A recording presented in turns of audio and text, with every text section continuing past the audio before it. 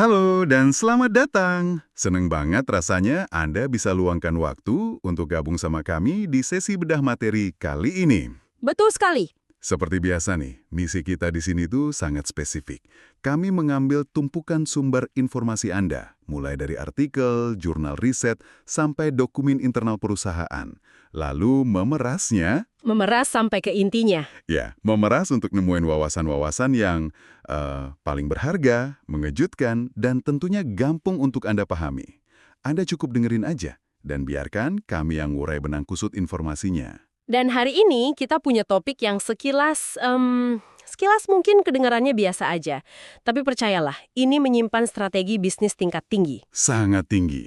Kita bakal ngebedah perjalanan epik dari sebuah merek kecap dan saus sambal legendaris di Indonesia, namanya Surabraja. Dan yang bikin pembedahan dokumen kita kali ini sangat relevan untuk Anda di industri apapun Anda sekarang berada ya, adalah karena ini bukan cuma sekedar kronologi sejarah. Bukan cuma buku teks sejarah gitu ya. Sama sekali bukan. Kita lagi ngelihat sebuah studi kasus tentang survival, kelangsungan hidup sebuah entitas bisnis.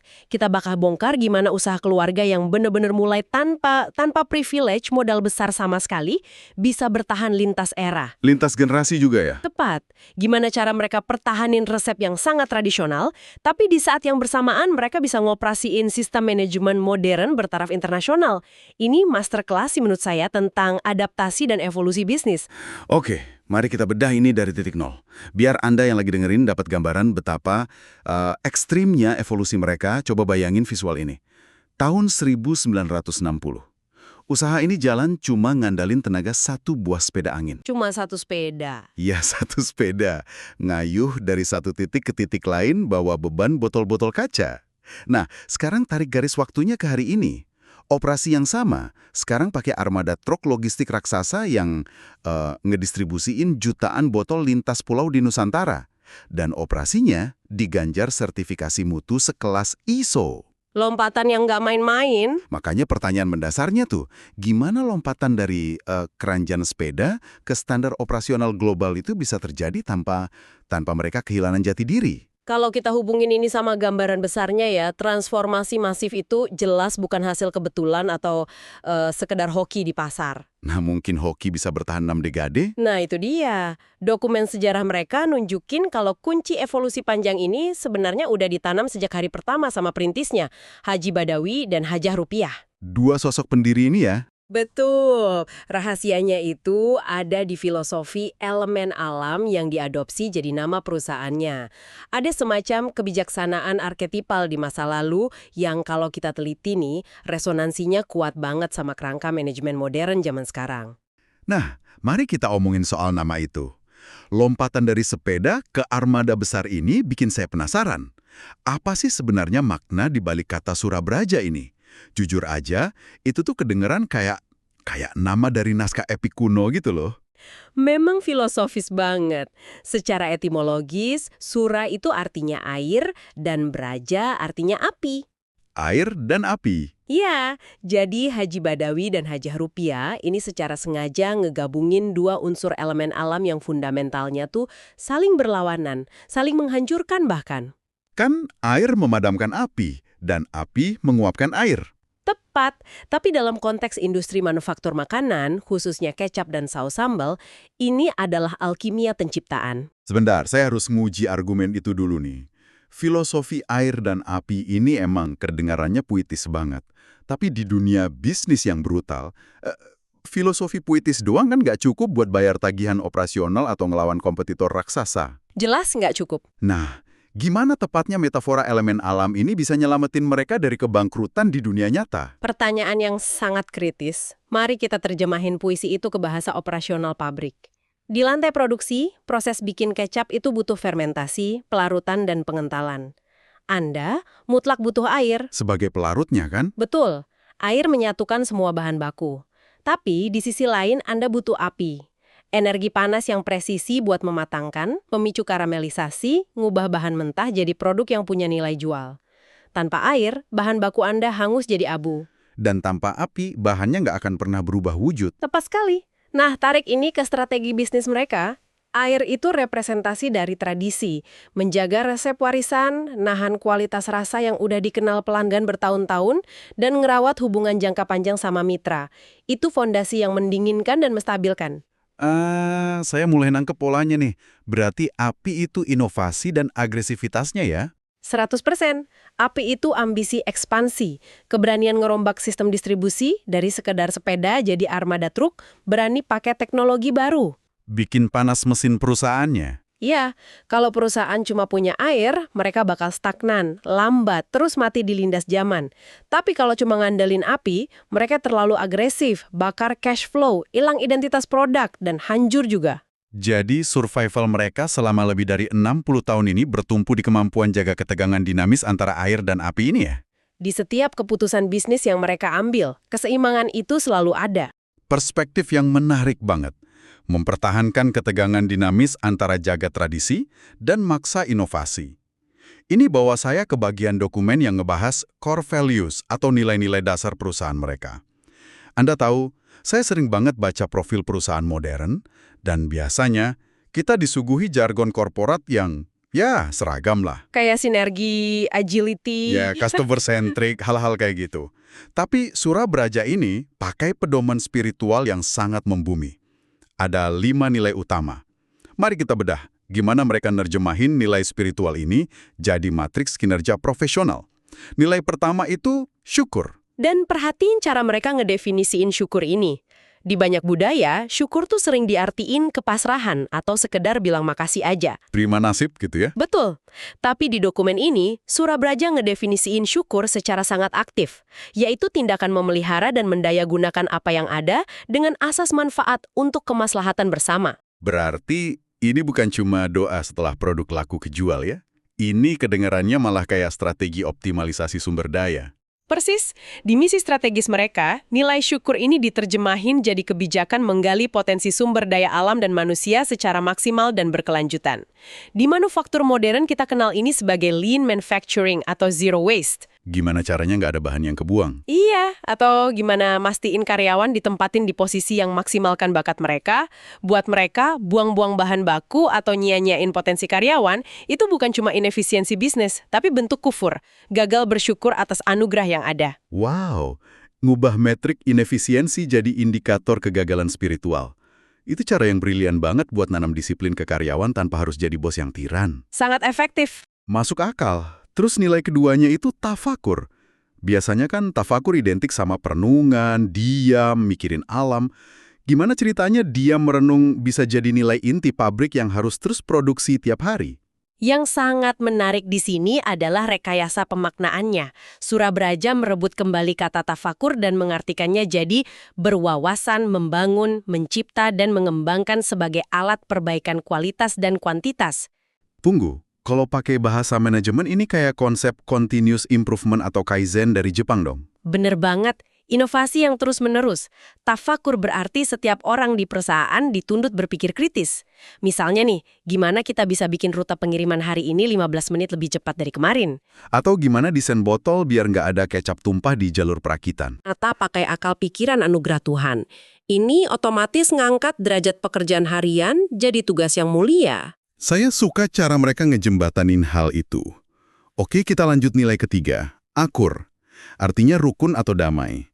Di dokumen disebutin menyikapi perbedaan dan mencapai kesepakatan sebagai potensi kekuatan.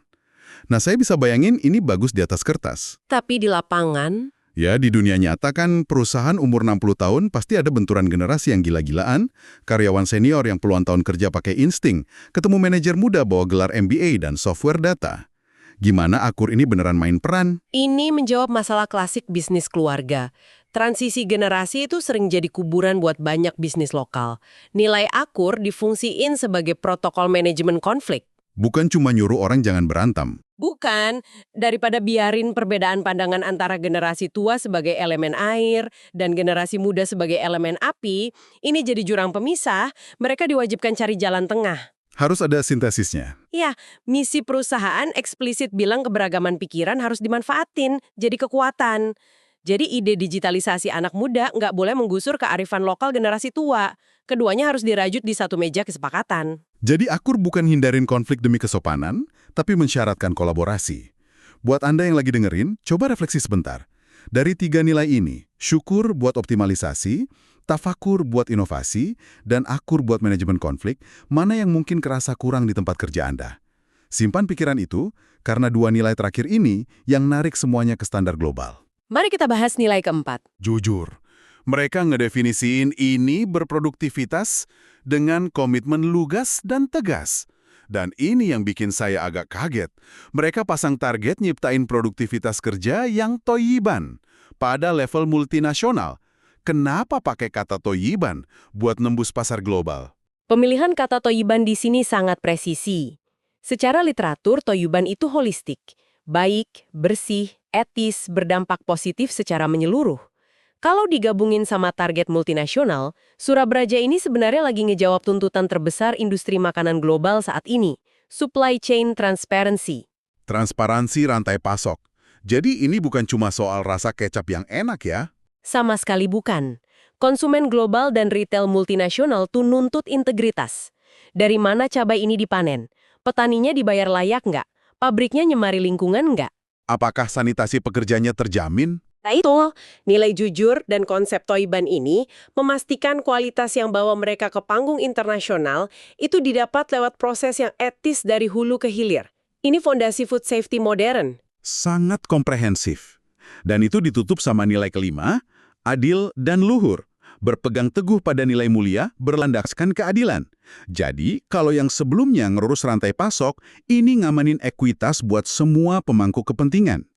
Ngelihat 5 nilai ini dipetain jadi arsitektur bisnis, bikin sadar kalau ini bukan cuma pajangan di lobi kantor. Ini algoritma mesin perusahaannya. Betul sekali. Dan algoritma inilah yang bikin mereka mampu eksekusi visi besar tanpa kelihatan halu atau konyol. Visi mereka tuh bunyinya gini, menjadi perusahaan industri makanan dan minuman yang berkualitas internasional. Bayangin, dari keringat ngayu sepeda tahun 60-an, berani ngomong standar internasional. Dan bedanya mereka sama bisnis lain yang cuma jago mimpi adalah, mereka beneran buktiin itu lewat legitimasi hukum dan sertifikasi paling tinggi. Disinilah ini menjadi sangat menarik. Waktu saya buka-buka dokumen legalitas mereka, Surabraja ternyata udah ngantongin ISO 9001-2015 untuk sistem manajemen mutu. Dan pastinya komitmen ketat kejaminan halal MUI. Tapi ada satu detail yang bikin saya senyum sekaligus kagum. Anda tahu nama entitas hukum resmi tempat sertifikat dunia ini bernaung? Silakan sebutkan. Namanya PT Siraj Badawi Cukup Rupiah. Kalau kita cermati anatomi nama legal itu, ini langkah yang berani dan punya kedalaman legasi yang luar biasa. Ingat lagi sosok di balik sepeda tahun 1960 tadi? Bapak Haji Badawi dan Ibu Hajar Rupiah. Dan lihat gimana nama mereka diabadikan utuh di dalam PT tersebut. Di era korporasi sekarang, ada tren kuat di mana bisnis lokal itu pasti rebranding kalau mau ekspansi nasional atau global. Mereka ubah nama legalnya jadi kebarat-baratan. Atau pakai akronim 3 huruf biar kayak konglomerat multinasional, biar keren di mata investor. Ya, tujuannya ngasih ilusi itu. Tapi Surabraja malah ngelakuin sebaliknya. Mereka tempelin nama perintis lokal di dokumen hukum yang ikat standar dunia. Dan mari kita bahas sedikit soal ISO 9001-2015 ini, karena ini bukan plakat yang bisa dibeli pakai uang. Ngadopsi ISO buat perusahaan resep tradisional itu pasti susah banget kan? Itu mimpi buruk operasional di awal. Bisnis tradisional itu jalan pakai tribal knowledge, pengetahuan turun-temurun. Koki atau kepala produksi nakar garam itu cuma modal feeling aja. Insting dari leluhur. ISO kan menghancurkan pendekatan feeling itu. Betul. Standar ISO nuntut setiap gram bawang, derajat suhu tungku, kelembapan ruang fermentasi, sampai asal kardus pengepakan itu ada metrik pastinya, terdokumentasi dan bisa dilacak. Mengkonversi resep feeling ke database yang kaku, tapi harus mempertahankan rasa yang sama persis, itu gila sih. Pencapaian rekayasa proses yang fenomenal, ini buktiin bisnis sekecil apapun awalnya bisa nembus standar global kalau dikelola dengan ketelitian ekstrim. Kayak nyangkokin otak insinyur ke tubuh koki tradisional ya, luar biasa. Nah ini mancing rasa penasaran saya buat ngelihat struktur organisasi mereka. Jaga standar internasional sekompleks itu kan nggak bisa lagi pakai gaya bisnis keluarga yang pendirinya ngerangkap direktur keuangan sama manajer pabrik. Sudah pasti butuh arsitektur tata kelola yang terspesialisasi, good corporate governance. Di dokumen kelihatan banget pemisahan fungsinya. Ada Dewan Komisaris, dipimpin Has Subianto. Dibantu Komisaris Haji Elani dan Haji Bambang. Mereka ini ibaratnya pemegang rem dan penjaga gawang nilai filosofis tadi. Lalu di jajaran direksi, sebagai mesin penggerak, dipimpin Presiden Direktur Muhammad Yusuf. Ada pembagian yang sangat korporat di sini. Adam Safitri di posisi Direktur Keuangan dan Umum buat jaga aset dan cash flow. Vivaldina Rahmatullah sebagai Direktur Marketing buat menangani perang rak di pasar. Dan Dede Nurkolis yang tanggung jawab penuh sebagai Direktur Produksi di lantai pabrik. Tapi, dari semua C-level ini, ada satu kursi yang bikin saya benar-benar tertegun. Posisi infrastruktur digital ya? Tepat. Mereka punya Direktur IT, Abu Jihad Ibnu Lailatul Qodar. Pikirin ironinya sebentar. Kita bahas pabrik kecap yang mulainya dari sepeda. Kenapa pabrik kecap tradisional sampai butuh Direktur IT di pucuk pimpinan eksekutif? Karena skala permainannya udah berubah total. Distribusiin jutaan botol dari Sabang sampai Merauke itu bukan bisnis kecap lagi. Ada udah masuk bisnis logistik dan data. Nggak bisa cuma pakai buku besar dan papan tulis lagi. Mustahil. Ngelacak armada truk, fluktuasi harga kedelai, antisipasi demand pasar. Jabatan Direktur IT di meja keputusan ini bukti kalau Surabaya jadiin teknologi sebagai tulang punggung strategi. Ini bukan sekedar orang yang benerin printer rusak atau update website ya. Jauh melampaui itu.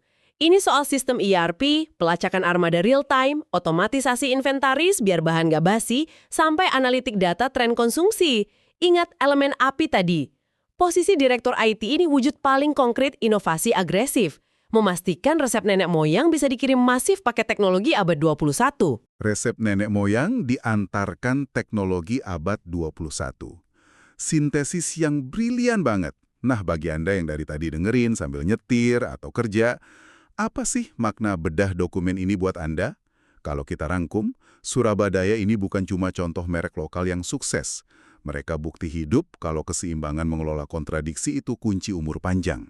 Seperti harmoni air dan api tadi. Yah, bisnis atau karier individu itu harus punya akar syukur yang kuat sama tradisinya, tapi juga harus punya rasa lapar buat ngadopsi teknologi terbaru. Dan pelajaran utamanya Anda nggak perlu ngorbanin identitas otentik Anda buat diterima di level global. Nggak usah buang nama lokal cuma biar kelihatan modern.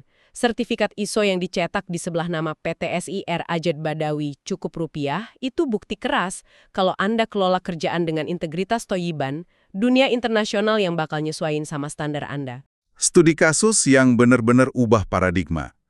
Sebagai penutup diskusi intens kita hari ini, saya mau ninggalin satu pertanyaan pemantik buat Anda renungkan. Para pendiri perusahaan ini ngebangun kerajaan distribusinya dengan sengaja nyatuin dua elemen yang bertolak belakang, air dan api. Di pekerjaan atau proyek Anda sekarang, elemen berlawanan apa yang selama ini Anda hindari? Yang kalau digabungin hari ini, justru bakal meledak jadi kekuatan kompetitif baru? Apakah itu gabungin intuisi seni sama data mentah? Atau empati manusia dengan otomatisasi mesin? Seringkali inovasi itu lahir dari maksa dua kutub ekstrim buat kerja bareng. Pertanyaan yang wajib dieksplorasi di keseharian Anda. Terima kasih banyak sudah investasikan waktu Anda buat menyelami wawasan ini sama kami. Terus cari keseimbangan dinamis Anda, terapkan tafakur buat perbaikan esok hari, dan sampai jumpa di penjelajahan materi kita yang berikutnya.